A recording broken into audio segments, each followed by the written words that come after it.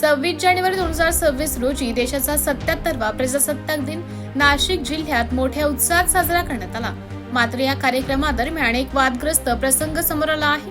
नाशिक जिल्ह्याचे पालकमंत्री गिरीश महाजन यांनी आपल्या भाषणात भारतीय संविधानाचे शिल्पकार डॉक्टर बाबासाहेब आंबेडकर यांचं नाव न घेता संविधानाशी थेट संबंध नसलेल्या इतर विषयांवर भाष्य केल्याचा आरोप होत आहे। पालकमंत्र्यांच्या या भूमिकेवर एका महिला कर्मचाऱ्याने जाहीर आक्षेप घेत थेट सवाल केला।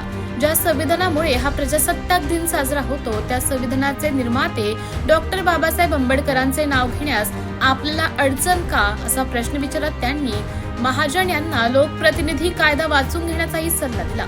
26 जानेवारी 1950 रोजी डॉक्टर बाबासाहेब आंबेडकरांनी लिहिलेल्या संविधान देशाला अर्पण करण्यात आले आणि भारत खऱ्या अर्थाने प्रजासत्ताक झाला।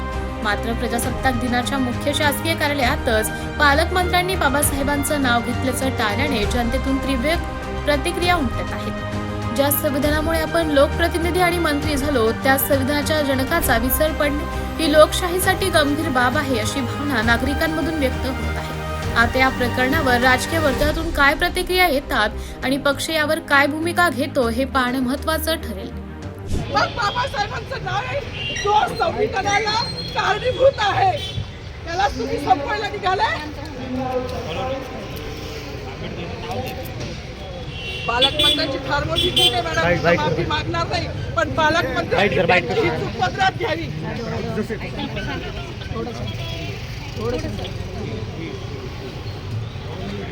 मला मीडियाशी घेणं नाही मॅडम, मला सस्पेंड केलं, मी वाळूचे गाड्या उपसी, मी माती काम करीन, पण बाबासाहेबांची ओळख पुसून येणार नाही, मला सस्पेंड करायचं करू शकता मॅडम। बाबासाहेबाला संपवायचं काम करायचं नाही। 26 जानेवारी 15 ऑगस्ट मध्ये मी नाही मानत, पण लोकशाही मॅडम तुम्ही सुद्धा संविधानामुळे आहात, पालकमंत्री सुद्धा पालकमंत्री संविधानामुळे आहे। कोणताही जाती भेद नाही, सगळी समानता त्यांनी दिली आहे। बाबासाहेबांचं नाव आता तरी भाषणात येईल, मग तरी भाषणात येईल।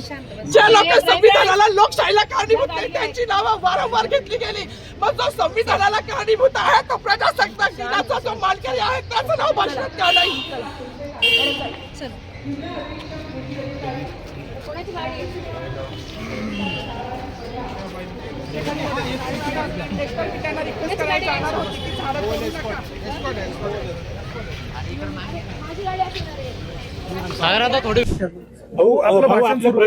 आपलं भाषण सुरू होतं प्रजासत्ताक दिनाचं, त्यावेळी आपण बाबासाहेब आंबेडकरांचं नाव घेतलं नाही म्हणून एका महिला कर्मचारी नंतर त्या ठिकाणी गोंधळ घातला होता।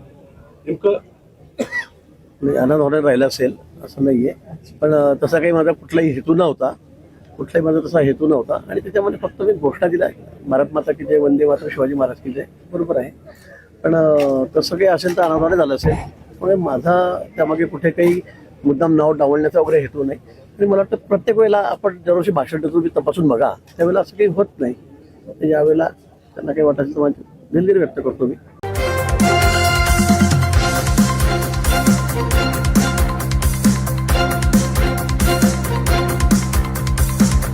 समाज साधना न्यूज, समाजहितासाठी सदैव अग्रेसर।